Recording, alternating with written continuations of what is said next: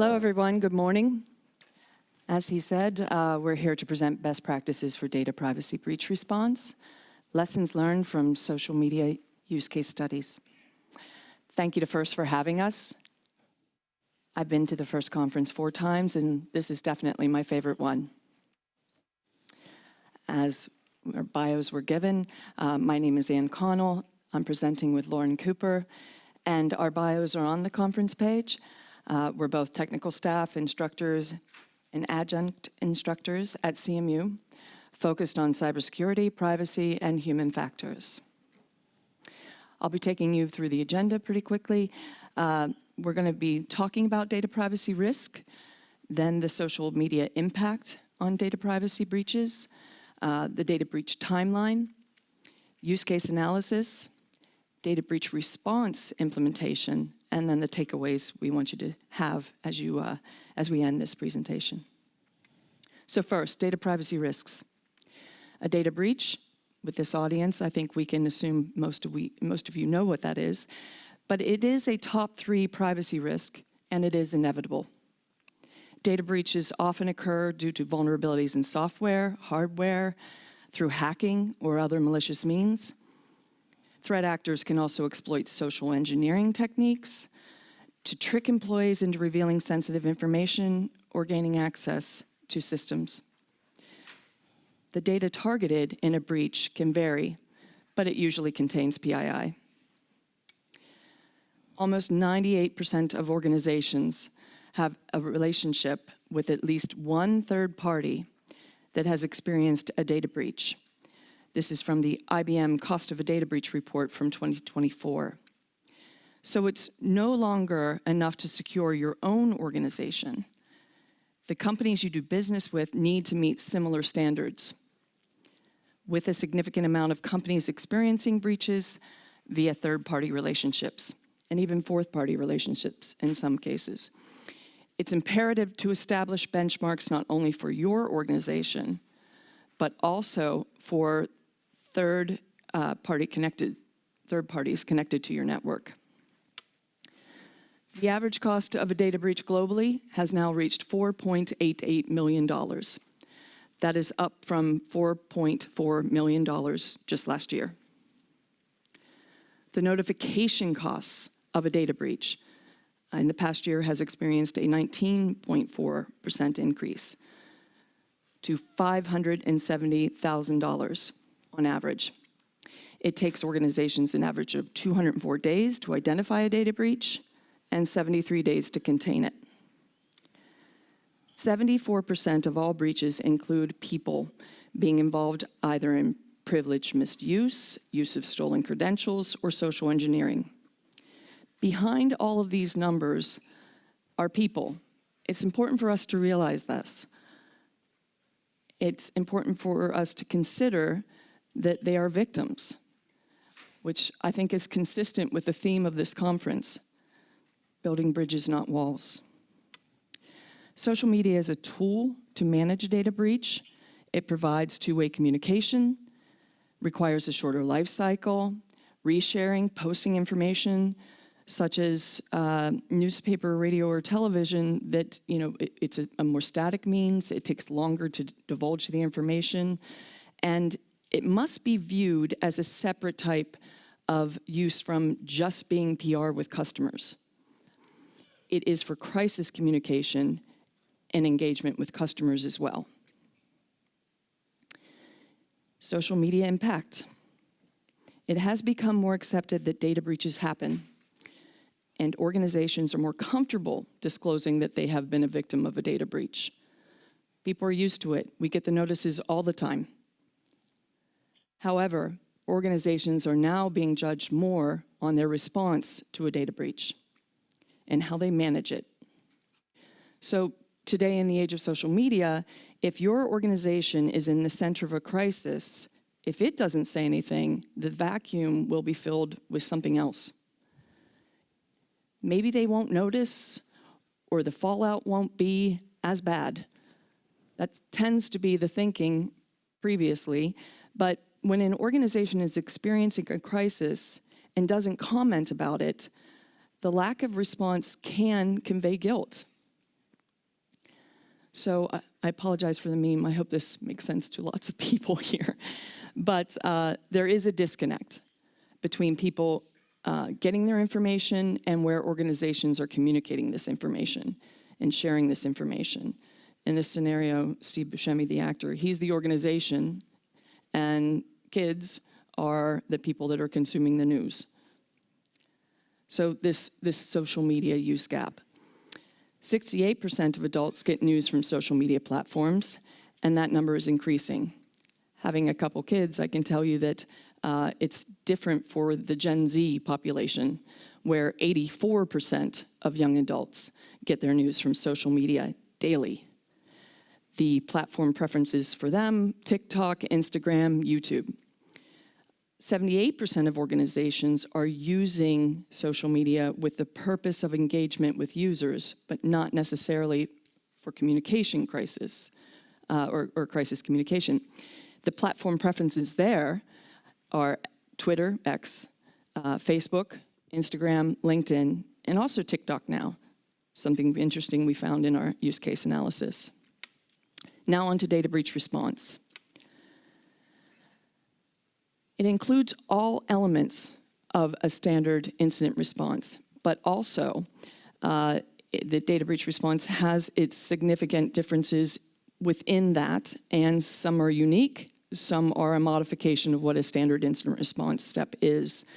So in terms of scope, examples, and goals, very similar.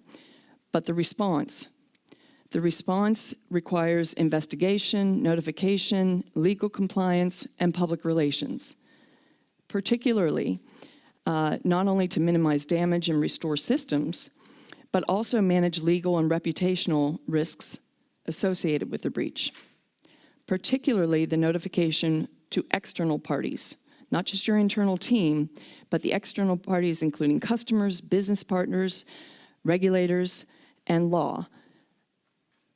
Potential for severe consequences and financial penalties, as well as reputational damage, is a factor that is very different in a data breach rather than standard incident response. So here we have our standard incident response timeline. Most of us are familiar with this. The factors here: the mean time to detect, the mean time to acknowledge, to resolve, to restore service, mean time between service incidents, and between failures are all terms that standard incident response we're familiar with. But for the data breach response timeline, the elements here you see in orange represent breakdowns and differences between standard incident response and data breach response. These new steps in the timeline for DBR, what I'll refer to as data breach response, are derived from our use case analysis results. So how does DBR augment an IR? Well, in other words, what to do if you get hacked and data is stolen. DBR plan is rather like a run book to manage a data breach. It is essential and possibly should be separate from your incident response plan. It defines the steps, the team members, the roles and responsibilities to manage a data breach. Much like for those of you who attended Jeff Carpenter's talk, as well as John Hollenberger's talks yesterday, regular tabletop exercises and training is critical to being successful. So, data breach response steps. Some of these, again, are unique, and some of these are modifications from the standard incident response. From our analysis, themes began to emerge. And from the breakdowns, we identified we are able to define steps for data breach response. There is definitely overlap with standard incident response, but the text in blue is either unique or requires modification from that standard practice. Critical to prepare the response plan and make it distinct, again, ideally, it is a separate response plan. Informing your staff not only to know the definitions between an incident, a security event, and what a data breach is. So prepare and implement a data breach policy and response plan, inform personnel what a data breach is so that they can identify one and use the appropriate escalation procedures, And then create clear communication protocols before and during that data breach. Notify and when and how to this suspected data breach, including external and internal partners, third parties, service agreements, and conducting those assessments. And again, like Jeff and John Holloway said, the assessments, tabletop exercises, and training specifically for data breach response, not just incident response. So now we'll talk through a couple use cases. We analyzed 45 use cases from 12 different sectors. We cannot present on all of them. We don't have enough time. We would like to. It's pretty fascinating stuff. But we'll present one use case from each of the sectors represented here. The data breach examples require different criteria than incident response examples. Depicted here in blue are the factors that emerged from the use cases we analyzed. These criteria are either a different type or a modification from standard analysis of incident response. Our first will be Equifax, happened in 2017. Data subjects affected, 143 million. The regulatory impact, the United States FTC Act, as well as the Gramm-Leach-Blillies Act, safeguards rule. There was an external party involved, third-party phishing site, that is, posted on to Twitter. There was a failure to monitor on Twitter. It was called Twitter at the time. And the outcome resulted in penalties of $700 million and congressional hearings. So this was particularly upsetting in that Equifax set up an extensive website for consumers to use in order to learn whether they have been part of this massive data breach. But on Equifax's own Twitter account was a post misdirecting users to a phishing site.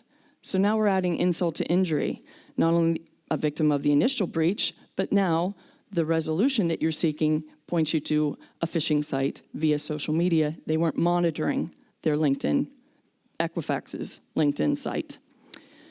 So that site, now using a domain that was so easily impersonated by a phishing site, they afterward deleted the tweets once a number of users were victim to the phishing, and all posts using the wrong link have been taken down by a statement by the company. But the penalties included, as well as potential additional payments to consumers. The settlement included provisions for free credit monitoring and identity theft services. So they had to go above and beyond the standard response because of the lack of communication, the incorrect resolution, and additional victims being part of that. Now, for all of these use cases, we're presenting you a timeline. On Monday, and I hope I'm pronouncing this correctly, Matthias Messia presented on the Helsinki data breach from 2024. He advocated for the use of timelines. I like them too. They are a great tool to identify breakdowns. So we found it incredibly useful to develop these timelines from our use cases because it allows us pattern identification. For all these timelines, the orange represents the breakdowns in the process. The blue are the initial start of it and the warnings that they might have received ahead of time. The orange represents, the period of the data breach initially happening and then the extraction. The orange show the length of the notification period and the lack of crisis communications. So for Equifax, you can see here that it started in 2015 with not having the most recent data privacy notice. In terms of Equifax, that is not something that a user typically signs up for. It is a credit reporting agency. So they're collecting information, not necessarily giving you the choice to opt in.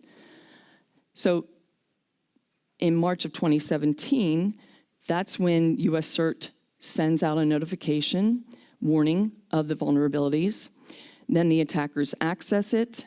So this orange area is representing the time in which the data is being extracted all the way to the point of the breach detection. And then after the breach is detected, it takes 40 days from the detection from Equifax to then warn the public. So over that time of 40 days, they then profited from the breach by selling LifeLock. So that becoming rather shameful. And truly, the takeaways here is that there's no notification or acknowledgement of breach after the detection for 40 days. More people affected by incorrect information via social media, and the company profiting from the breach. The next use case we'll talk about is Facebook in 2019. The data subjects 533 million. The regulatory impact, the EU's GDPR. External parties affected. It was leaked on the dark web for free, adding more criminal exposure. The outcome, the penalties from Ireland's Data Protection Commission, leveling 265 million euros against Meta, and 450 million users for privacy violations by Instagram. An internal Facebook email accidentally sent to the Belgium-based Data News revealed the strategy for dealing with this breach and the leaking of account details of these 533 million users. It suggested that the social network expected more of such incidents and was planning to frame it as an industry problem rather than accepting and having accountability. The problem suggesting that it was a normal occurrence, not something that, it was their responsibility. Facebook to this day has yet to acknowledge this negligence of user data. It was an internal memo only. The timeline here, part of our analysis involved collecting the data to support identifying the differences in the data breach response, and here we're reflecting the breakdowns in that process. I'm now going to turn it over to Lauren, who will talk through the remaining use cases. Thank you, Anne. So our next analysis was Change Healthcare in the critical infrastructure sector. This occurred in 2024. So if you're from the US, you probably heard about this breach. So the data subjects as of January 2025 have totaled 190 million. And the regulatory impact was HIPAA, which is the Healthcare Privacy Act for the United States, the US High-Tech Act, the FTC, and the Securities and Exchange Commission regulatory agencies as well. The external parties in this particular case include a ransomware attack by Black Cat Alpha V threat group. And the outcome for this particular breach was multiple lawsuits, many settlements, and United Health Group, which is the parent organization of Change Healthcare, estimates that it'll be over $1.6 billion lost to ransomware and remediation efforts as well. So you can see this is a very substantial reputational hit and also monetary hit. Again, we have our timeline. In this case, there was a very delayed notification, about 6 months from the time that they discovered the breach and the time when consumers were notified that their private health information was breached. This caused widespread disruption in a lot of different healthcare industries, healthcare providers, pharmacies, consumers as well. They were not able to access things normally. And in this case, there was a lack of recourse for the data subjects whose private health information was partially published over the course of this breach. So if you can imagine your health records being published by a ransomware group, you can see the impact. And in this case, also, we highlight the crisis communications failures of the extremely long notification lag, no monitoring of social media. And again, if they had done more sentiment analysis and things of that nature, they may have been able to handle the information a little bit better. So moving into our oldest use case, the AP and Twitter, which happened in 2013. So in this case, the data subject was one account, which is the AP Twitter account, which at the time had 1.9 million followers. In this instance, the Syrian Electronic Army compromised their password, posted a false tweet, which was up for about 4 minutes, alleging that there was explosions at the White House. And the outcome in this was a sudden and very intense stock market crash. It's estimated that $136 billion in market cap was lost almost instantaneously as a result of this false tweet. Thankfully, the stock market recovered quickly. The AP Corporate Communications Twitter account was not compromised, so they were able to quickly post that this was a false tweet. Do not worry, this is not actually the case. And there was not really a regulatory impact in this case, but there were criminal indictments issued against the threat group in 2016 and 2018. So the takeaways from this case was that Twitter never acknowledged the breach of the AP account or some other associated media accounts at the time. And so they never fully took accountability for their part of this breach. The breach response by the AP was complicated by the use of Twitter as a platform and all of those interdependencies and third-party issues as well. And criminal charges can take years to manifest. It's not really a remediation for data subjects who may have suffered in the breach. And our last case study that we're presenting is the European Parliament breach. So this was 2024. This involved the People database, which is the HR management tool used by the EU Parliament for all of their staff and former staff. So the data subjects was over 8,000. Regulatory impact, of course, was GDPR. It was reported by the EU Parliament to the European Data Protection Supervisor. There's no public acknowledgement of which threat group or the motivation for this particular breach, but ultimately they discovered that every single record in the People database was compromised, and that includes current and former staff, ID cards, passports, criminal record extracts, residence documents, marriage certificates.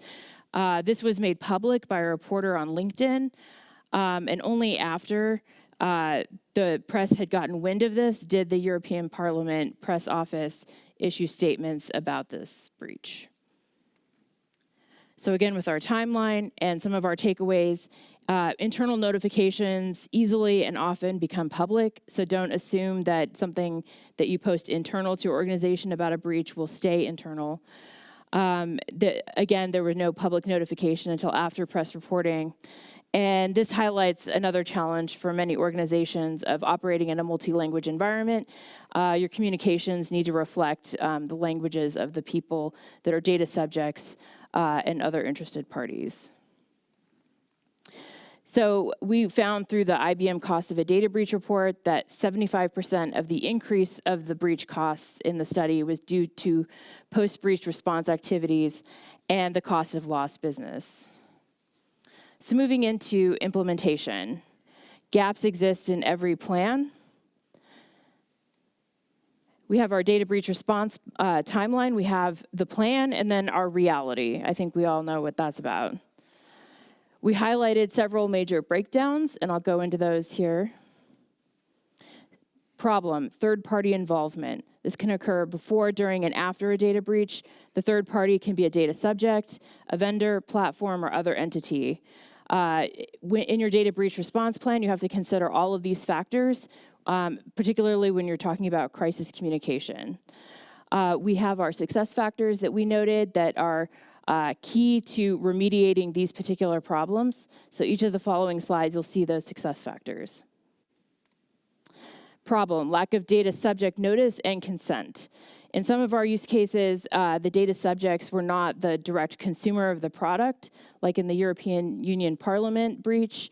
Equifax, in those cases, the data was collected on behalf of an organization employing them or using their data for analytics and other purposes. You can't really consent to having your data in a credit monitoring situation, for instance, or through your employer. And in this case, we wanted to highlight the use of plain language, reduce the amount of legal language or confusing terms so that the average person can understand.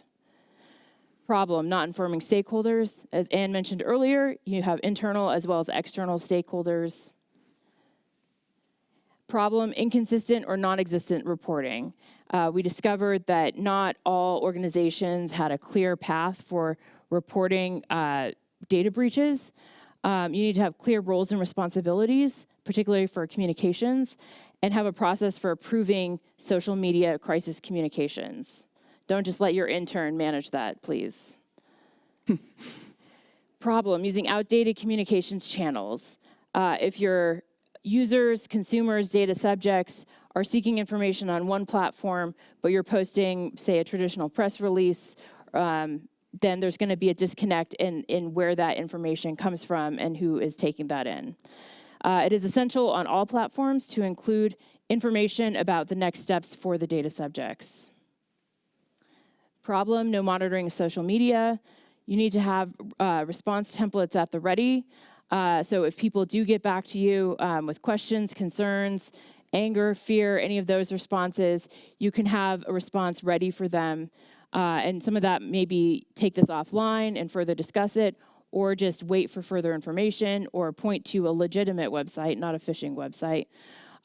Crisis communication should never be a one-way broadcast of information. Problem, regulatory and non-compliance challenges. These also include contractual challenges, depending on your SLAs and what you may or may not be able to say with a third party. It goes without saying, you have to consider all of these as well in your data breach response plan. So some of our takeaways. Data breaches are a crisis. Failure to communicate can often make an organization look like they're incompetent, hiding something, often both. Information will fill a communication vacuum. Get ahead of the narrative and craft a response so that your stakeholders, consumers, data subjects can continue to have a trusted relationship with you before, during, and after a data breach. Social media can be a useful tool to get that message out faster and more effectively. Embrace social media. We're not getting rid of it anytime soon. It's an essential component of any data breach response. And it can be a very powerful tool for maintaining that trust and transparency that we've talked about. And with that, we'll take any questions.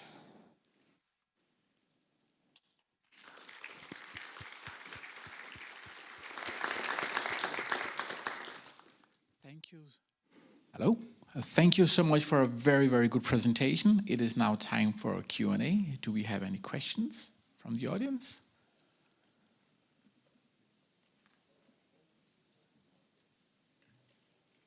You can also post them on social media if you'd like.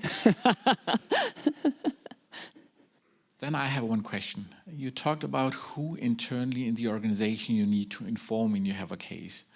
But what if we have representatives from different companies here who are inspired by your presentation, who would like to go back to talk about how to mature the processes around DBR? Who are the most important stakeholders internally in the organization you should collaborate with to have those processes further matured?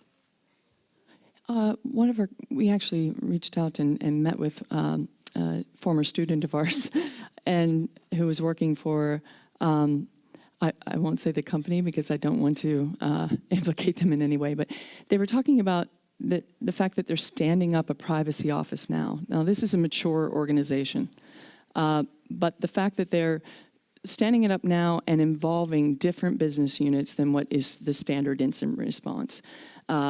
It is now the legal team, the incident response team, the public relations team, as well as very often the CISO. And the idea is to make sure that you have someone that is the investigator, someone that is the communicator, and of course we know that FIRST has known about the communicator role for a long time, but there are additional responsibilities in that role. So there are more business units that have to be part of the data breach response team, not just, in traditional incident response, you're looking for the backup system, the primary system. We're making sure that systems get back online, and so on and so forth. And in the case of ransomware, it's even worse. But data breach response is its own thing, and it needs to be practiced, and it needs to have different entities as part of that process. Thank you very much. Sure. Any other questions? You don't have to come to a microphone. You could raise your hand and let us know. I have a question for the audience. Can you relate to any of the situations that we've highlighted or been an individual that was affected by one of these breaches that we provided a use case? Great, thank you. Yes, sir? I'm a DPO. Ah, I live the pain. you live the pain. It's good to know. May I ask you, as a DPO, what units you involve in your preparing? We have across the board teams. Excuse me, can you use the microphone so we get that included in the recording? Thank you.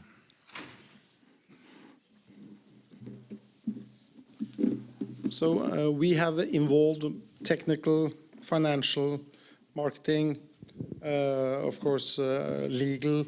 So we have across the board. Great. We include. It's not something that the DPO that I do myself. You need the teams represented in order to create the best response. Depending on what the breach is, how severe it is, then we assign resources as needed. Thank you. And I love the presentation. Thank you. You Thank you got very much. Good input. Yes? More. Great presentation, by the way. So I've had a use case in my company, and maybe you can relate, but we had someone, I guess freelance researcher, post some vulnerabilities regarding our products, and they didn't follow responsible disclosure, so they never ever reached out to us. So in those use cases, we tried to reach out to them. They were unresponsive, and then we also tried to do some reverse engineering to understand who they were, because most likely their profile didn't have their accurate name and information. We also reached out to LinkedIn. So I don't know, maybe in your experience, have you come across a situation like that? And how do you get in contact with that individual? Finding out that those teams, even something as mature as LinkedIn, they rather scramble in which to come up with the entities that they need to put together on the team. Like the gentleman said, you already had that assembled because you're a DPO. It's delayed a little bit. Becomes a recommendation to tell them who they should involve, and as their privacy program and incident response or particular data breach response teams become more accustomed to it, you're almost teaching them, between the relationship of the organization and then the social media platform. This would be a great example for a tabletop to run to highlight those gaps before it happens, or as a lessons learned after the fact. Yeah, absolutely. Thank you. We have time for one more question. Hi, good morning. A great presentation. Haven't been in space for a while. My experience has been legal teams tend to not want to define what a breach is, owing to different jurisdictions, et cetera. You mentioned it's important to distinguish between an incident, a security event, and a breach. Any recommendation around getting to some sort of language around inside of an organization what they consider a breach? I think, again, this would be a great opportunity for a tabletop type discussion that can kind of help people open up a little bit and break those silos. And again, to highlight the cross-functional team, that you need to bring multiple teams to the table and enable those conversations. Even if, marketing and PR never talks to incident response normally, this is a great way to bring them together. So they can arrive at definitions that work for your organization, your regulatory environment, your legal obligations. That's the best way to convince them and arrive at a mutual definition. So the taxonomy is consistent. I agree. She said exactly what I was going to say. Time's up. Thank you so much for an excellent presentation. Thank you. Thank you. Thank you. Thank you. Thank you very much. Fantastic.